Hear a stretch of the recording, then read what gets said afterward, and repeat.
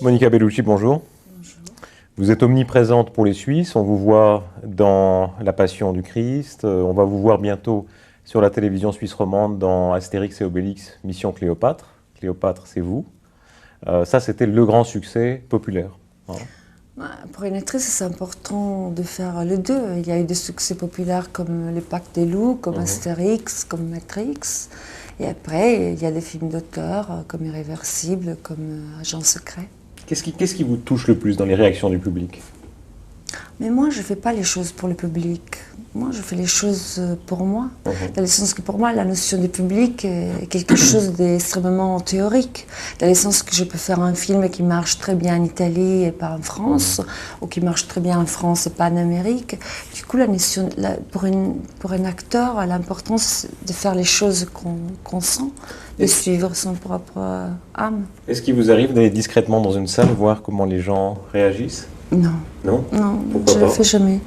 Parce que ça m'arrive d'être là pour les premières et c'est tout. Non, c'est pas important de voir. En tout cas, 3-4 jours après, tu vois, si les films marchent ou ne marchent pas. Et Bon, tu te rends Astérix, compte. c'était le vrai grand. Moi, je l'ai vu par hasard à Lyon, dans une salle de banlieue. Alors, vous avez tous les jeunes de 15 ans qui vous sifflent, qui disent elle est bonne, etc. Ce public comme ça, très, très grand public populaire, ça vous... Mais pour une actrice, il faut les deux. Dans le sens que, bien sûr, les grands publics qui regardent tes films, ça te donne le pouvoir de choisir. Dans le sens que, du coup, tu as un pouvoir commercial en tant que comédienne et tu as plus de propositions et tu as plus de choix. Et du coup, c'est pour ça que ça devient intéressant. Mais après, bien sûr, à côté de ça, moi, je fais de petits films ou de premiers films, ou même les films de Mel Gibson, malgré devenu un gros film, il est né comme un film d'auteur. On va parler tout à l'heure de votre beauté, ça va être tout un chapitre, vous connaissez le sujet. L'autre sujet, c'est que vous êtes une actrice très travailleuse, vous avez cette réputation-là. Hein. Pas d'être une beauté paresseuse, mais au contraire une grande bosseuse. Et ça vous donne des rôles très divers hein, depuis quelques années. Là, je crois que vous allez jouer par exemple une lesbienne dans le prochain Spike Lee. Comment on passe de rôles aussi divers? Moi, je crois que le cadeau pour une comédienne, c'est de pouvoir voler justement d'un rôle à l'autre. Non, si on fait pour toute la vie toujours le même rôle, ça devient un peu... même pas d'essence de faire la comédienne pour faire ça.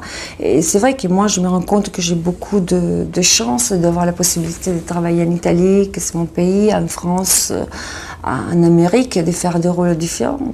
Je peux jouer, le fait de jouer Marie-Madeleine ou de jouer une lesbienne dans les films de Spike Lee ou une reine méchante dans Terry Gilliam. Voilà, c'est À pour quel ça. moment vous avez senti que on prenait plus seulement Monica Bellucci, la belle plante, mais vraiment l'actrice? Mais il n'y a pas un film particulier. Je crois que c'est une espèce d'évolution qui est venue petit à petit. Moi, je viens du monde de la mode et du coup, c'est vrai qu'on a toujours une a priori par rapport aux gens qui viennent du mannequinat. Et c'est aussi normal parce que ce sont deux métiers complètement opposés, dans le sens que la photo a quelque chose de figé, alors que le cinéma, c'est du mouvement, c'est la vie. Et c'est pour Aujourd'hui, ça vous vivez les deux. Hein. Vous êtes l'égérie de Cartier, notamment. Comment vous vivez les deux choses en même temps? J'imagine qu'il y a une dimension alimentaire, mais il y a aussi un goût du luxe, de la beauté. Moi, je suis ambassadrice pour Cartier, c'est vrai, c'est une maison que j'admire énormément parce que c'est vrai que les gens qui travaillent pour Cartier, c'est des artisans artistes. Et du coup, pour moi, c'est un plaisir d'avoir la possibilité de mettre des bijoux magnifiques comme ceux que je porte. Et voilà, et c'est vrai, je suis une comédienne. Et avec une très grande liberté de parole. On vous voit en ce moment, je le disais tout à l'heure, dans La Passion du Christ, vous êtes Marie-Madeleine. Vous avez suivi toutes les polémiques qu'il y a eu sur le film, et c'était frappant de voir dans votre bouche que vous assumiez la dimension de violence, de sang, avec beaucoup de... Vous savez, moi je suis juste une comédienne, du coup je fais mon rôle de comédienne et c'est vrai que la seule chose que je dis c'est que la vie de Jésus est une vie violente et les films ne pouvaient pas être différents. voilà, il y a eu beaucoup de polémiques, mais je crois que quand on parle du thème religieux, il y a toujours beaucoup de polémiques qui se créent. Si on pense à Pasolini quand il a fait Il Vangelo secondo Matteo, ou quand on pense à les films de Scorsese, La dernière tentation du Christ, chaque fois qu'il y a eu un film par rapport à la religion, c'est sûr qu'on s'est trouvé toujours devant des grandes polémiques, et cette fois c'était la même chose. On a l'impression que jusque dans vos goûts personnels, vous aimez bien les choses un peu crues. Je crois que vous aimez Céline en littérature. Mais moi j'aime... Ou les Picasso un peu violents, un peu intenses. Non, vous savez, moi je suis quelqu'un de très calme, et tout ce que j'adore c'est la paix, et je suis contre la violence absolument. Mais c'est vrai que quand on parle de films violents et tout, moi je crois que les films prennent toujours inspiration de la réalité, et pas le contraire. Et je crois que rien n'est plus violent que la vie même. Alors cette sorte de violence positive, c'est votre nudité, qu'on a beaucoup vue au cinéma, qu'on a beaucoup vue en photo. Vous êtes une des actrices qui l'assumait le plus complètement, on peut dire ça? Oh non, je ne crois pas du tout que je suis l'actrice qui l'assume le mieux, mais c'est vrai que moi je viens, comme je disais tout à l'heure, du mannequinat, et du coup c'est vrai que j'ai rapport avec mon corps qui est très libre, comme toutes les femmes qui ont fait l'expérience du mannequinat. C'est vrai que quand tu fais des défilés et tu as des vêtements qui sont transparents pour un mannequin, tout ça c'est absolument normal. Tu fais des photos avec des photographes, tu as un rapport qui est très, très proche avec toi-même, très libre avec ton corps. Et après au cinéma, moi je suis contre la gratuité de la nudité, mais c'est pour un rôle, pour rendre crédible et rendre fort un rôle, je dois être nue, j'ai rien contre ça. Alors, j'imagine que vous attirez aussi des propositions dans cette... Qu'est-ce que vous avez refusé? Il y a des choses que vous dites gratuit, je refuse. Qu'est-ce que vous avez refusé? Moi, je refuse juste les films que j'ai pas envie de faire. Quelquefois, ça m'est arrivé de refuser des gros films commerciaux, mais juste parce que c'était pas ça la direction que je voulais prendre. J'ai souvenir, je crois, de Gaspard Noé, qui a finalement tourné avec vous, mais qui voulait vous tirer vers un film érotique ou même un peu pornographique, c'est ça? Gaspard Noé, c'est un réalisateur qui a énormément de talent et qui a fait des films déjà très forts comme Carne et Celle contre tous. Et, il voulait que vous tourniez nu avec Vincent Cassel, votre mari d'ailleurs, c'est ça? Oui, mais c'est vrai qu'il a des idées qui sont très fortes et il est arrivé du coup avec une idée très particulière. Et nous, on a dit, non, écoute, on n'est pas d'accord, on a envie justement on n'a rien contre un film fort, mais trouve autre chose. Et du coup, il a eu l'idée de dire... Parce que moi, je ne suis pas une actrice porno, je suis juste une actrice. Alors, je disais tout à l'heure, on va parler de votre beauté, parce que c'est effectivement quelque chose de saisissant, et ça fait beaucoup... J'ai rien contre les actrices porno, absolument rien. Cette beauté, quand est-ce que vous l'avez découverte? Vous savez, moi, je crois que j'ai un bon rapport avec mon corps et avec ma personne, justement parce que je crois que je suis quelqu'un qui a été très, très aimé par mes parents. Et je crois qu'on se sent bien quand on est aimé. Et moi, je crois que j'ai eu cette grande chance dans ma vie. Vous donnez cette impression, hein, quelqu'un de très aimé, très bien nourri, très bien élevé en tout. Nourri, on est tous bien nourris aujourd'hui. Vous savez, dans l'Occident, on est tous bien nourris. Mais quand est-ce que, adolescente, vous avez vraiment senti qu'il y avait quelque chose de particulier? Moi, je crois que comme toutes les femmes jolies, on se rend compte, dans le sens qu'on se rend compte que les gens nous regardent différemment. Mais quand même, la beauté, vous savez, c'est quelque chose qui sert à un peu, mais à la fin, c'est pas qu'on travaille et on a une possibilité d'une carrière parce qu'on est belle, surtout au cinéma. Je crois que la beauté doit être habitée pour devenir intéressante. Je lisais souvenir de vous, de votre professeur de latin qui vous avait emmené aux toilettes pour vous laver la figure parce que vous étiez maquillée. Vous aviez quel âge là? 15 ans peut-être. Donc vous étiez assez consciente. Mais c'est un homme qui a beaucoup compté dans ma vie. Et c'est un homme, c'est un homme, parce qu'il est vivant, un homme extraordinaire qui m'a donné vraiment beaucoup et que quand je pense à lui avec beaucoup d'amour. Alors racontons l'histoire. Vous êtes italienne bien sûr, ça tout le monde le sait. Née dans un village ou une petite ville, Città di Castello, tout près de Pérouse. Alors, je ne suis jamais allé, mais on imagine le paradis, c'est l'Italie, on mange bien. C'est les l'Ombrie, filles sont et jolies. l'Ombrie est vraiment une région d'Italie magnifique. C'est le centre d'Italie, on l'appelle les jardins d'Italie, et c'est vrai, c'est une région sublime. Et moi, j'ai passé là-bas toute ma jeunesse, et après j'ai commencé à faire l'université à Perugia, et après j'ai commencé le mannequinat, et c'est pour ça que je suis allée vivre à Milan. Comment est-ce que ça a commencé? Qui vous a remarqué la première fois? C'était une amie de mon père, justement, qui organisait des défilés, et j'ai fait avec lui mon premier défilé, j'avais 15 ans.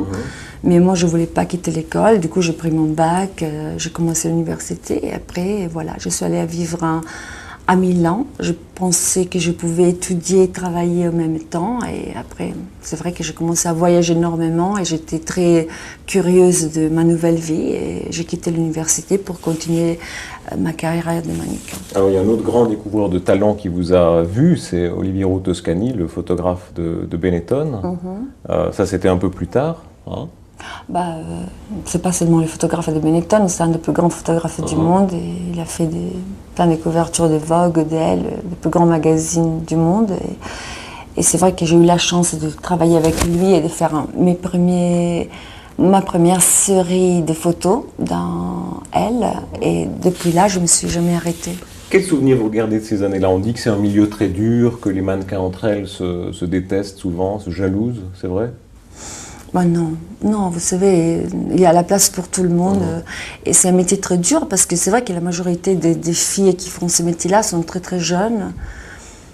Et c'est être très jeune et avoir toute cette liberté à disposition, et même cette possibilité d'argent, et ça peut être très dangereux, c'est vrai, quand on a 15 ans ou 16 ans. Les histoires de filles qui se mettent des punaises dans les chaussures, ou qui essayent de se faire chuter pendant les défilés, tout ça, c'est pas vrai?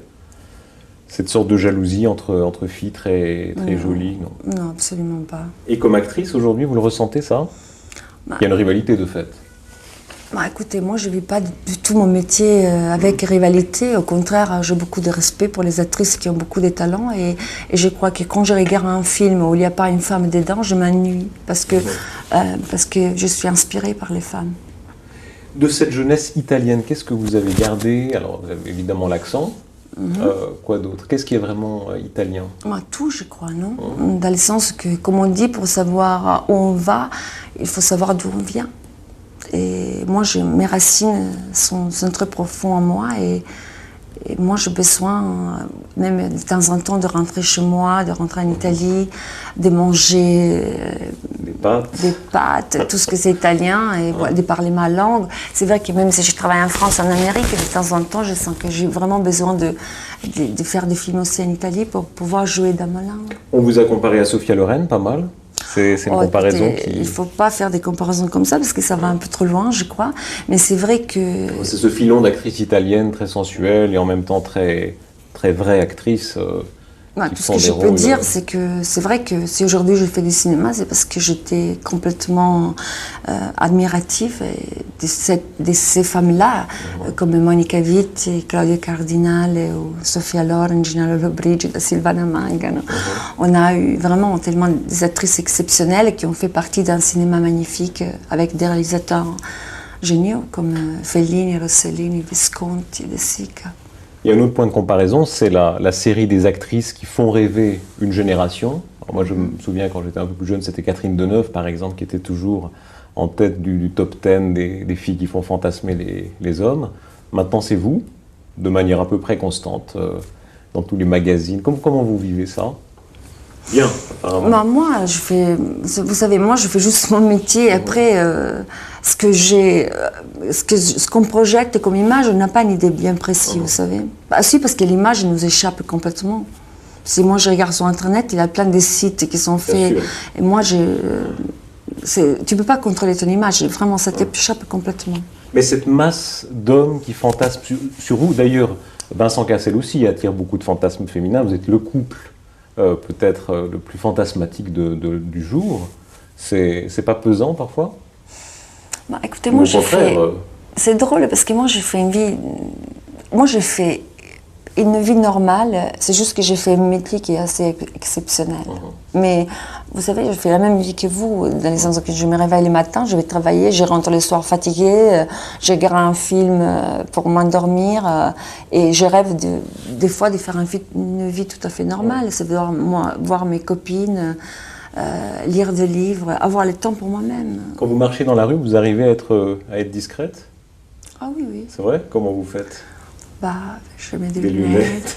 Comme on dit, non, il y a ce truc qu'on dit toujours qu'une actrice fait tout, un acteur fait tout pour être connu. Et après, quand on est connu, on met des lunettes noires pour pas se faire reconnaître. C'est vrai que c'est un métier un peu contradictoire, non? Parce que c'est le seul métier que quand on a du succès, on est vraiment connu, même au sens public. Ça veut dire qu'un médecin, même s'il a beaucoup de succès, c'est pas forcément dit qu'on les reconnaît dans la rue. Pour nous, c'est l'opposé. Du coup, c'est vrai que quelquefois, c'est un peu contradictoire à vivre tout ça. Et là, c'est démultiplié par le fait que vous êtes un couple. Les deux carrières marchent bien en même temps. Ça, c'est assez rare à ce point-là. Et en plus, vous travaillez ensemble beaucoup. Mais c'est vrai que on a des carrières complètement séparées et deux personnalités complètement différentes. Et c'est vrai aussi qu'on aime bien se retrouver de temps en temps et pouvoir tourner ensemble. Bientôt, vous serez 3. Personne n'ignore votre maternité. Je crois que vous êtes au 5e mois. C'est une fille, un garçon, vous savez? On ne sait pas encore. Vous cherchez à savoir, non? Mais oui, je vais le savoir bientôt. Qu'est-ce que ça change? Vous êtes une actrice très travailleuse, on le disait tout à l'heure, qui a vécu 10 ans de travail, de voyage très intense. Vous commencez à devoir abandonner des choses. Moi, je crois que la vie est plus importante que le cinéma. Et je crois que c'est important de vivre sa vie dans une manière, comment on dit, vraie, profonde, réelle. Et voilà. Et ça veut dire qu'il y a des projets que vous avez dû abandonner? Bien sûr, j'ai abandonné des projets, mais vraiment sans aucun regret. Parce que ça, c'est un moment de ma vie tellement privilégié. Et je me rends compte aussi que j'ai beaucoup de chance à cause de ça. Ça veut dire que vous allez pouponner, que vous allez laisser réellement quelques mois ou quelques moi, années? je ne peux pas du tout dire ce que ça va être ma vie. J'aime bien que les choses me surprennent, excusez-moi. J'aime bien que les choses arrivent à moi et que je n'aime pas tout calculer à l'avance. Et voilà. Parlons du vieillissement. Quand on est si jolie, est-ce que c'est encore plus dur que pour une autre femme d'imaginer? Vous êtes vraiment à l'apogée, vous êtes au moment où d'imaginer après. Je crois que vieillir, c'est la seule manière pour vivre longtemps. Et moi, j'aime bien penser que je vais vivre longtemps. Voilà. Et du coup, c'est vrai que vieillir, ça fait un peu peur, parce que vieillir, ça veut dire tomber malade, ça veut dire mourir. Et je crois que personne n'aime ça. Et du coup, on a tous peur de ça, je crois. Vous aussi. Bon, tous les hommes, il faut arrêter de dire, parce que les hommes, ils ont peur comme les femmes, même plus. Et voilà. Quand les hommes commencent à voir qu'il y a les cheveux qui tombent, ils commencent à grossir, ils ont peur plus que nous. Mais vous savez qu'il y a des actrices, par exemple, qui sont des enquiquineuses quand elles sont dans votre position d'interview, qui refusent l'interview si elles ont un peu trop de cernes, ce genre de choses. Ça, vous comprenez ça, ou vous ne serez jamais comme ça? Écoutez, il faudrait faire l'interview dans 10 ans. Comme ça, on verra ce qui se passe. Voilà, moi je crois que j'ai des peurs comme toutes les femmes du monde et je crois qu'il faut être extrêmement intelligente et forte pour pouvoir supporter les décadements, comment on dit en français? La décadence de son propre corps, parce que c'est quelque chose qui arrive alors qu'on ne le veut pas et du coup il faut être particulièrement solide pour supporter ça. Monica Bellucci, la Suisse pour vous, c'est un film en tout cas que vous avez tourné, Un agent secret, en partie à Lausanne, en partie à Genève. Ça vous a laissé C'était une période magnifique, c'était l'année passée et j'adorais être ici parce que c'est vrai que je me sentais très calme et très protégée. J'adore manger, les restaurants sont super bons et moi je suis quelqu'un qui apprécie la cuisine énormément. Les gens sont super gentils, du coup j'ai passé un super bon moment. J'ai fait parler un peu les gens qui vous ont croisé. À Lausanne, par exemple, ils disaient que vous êtes une femme idéale quand vous avez accueilli Vincent Cassel, vous lui avez organisé une soirée en amoureux de manière très... Il n'y avait pas de défaut, apparemment. Oh, vous savez, je n'ai plein. Si. Je n'ai tellement de défauts, mais voilà. Et c'est bien que pas tout le monde me connaît, du coup, je donne qu'une image, c'est pas la vérité. Alors, la Suisse, vous la connaissez très superficiellement, mais en plus, vous vivez entre plusieurs pays, je crois, entre Paris, Londres et Rome, où vous allez souvent. Où est-ce que vous vous sentez vraiment chez vous? En Italie. En Italie, mais pour mon travail, je suis obligée à vivre dans le monde entier. Voilà, un peu j'ai choisi une carrière internationale, et ça c'est à cause du fait que quand j'ai commencé comme mannequin, j'ai tellement voyagé, et quand j'ai commencé mon chemin d'actrice, en effet, j'ai voulu la même chose. Une carrière qui vous attire pas mal aux États-Unis aussi, hein? Maintenant. C'est intéressant. C'est vrai que même si je travaille aux États-Unis, c'est un monde pour moi complètement nouveau. Il y a une énergie incroyable. Mais c'est vrai que, quand même, pour moi, c'est important d'avoir mes bases en Europe. Je me sens une actrice européenne. Monica Bellucci, vous savez que dans cette émission, on offre parfois des cadeaux aux invités. Alors, un cadeau de circonstance, c'est quelques chocolats suisses. Hein, ça fait partie des charmes. Oh, merci beaucoup, parce que j'adore le chocolat. Et puis, comme femme enceinte, vous pouvez y aller sans... Ça formera le goût Ça va du faire futur, plein de protéines, vitamines, sucre, beaucoup de sucre. En tout cas, merci beaucoup. J'adore le chocolat. Merci à vous, Monica Bellucci, de cet entretien. Merci beaucoup. Merci.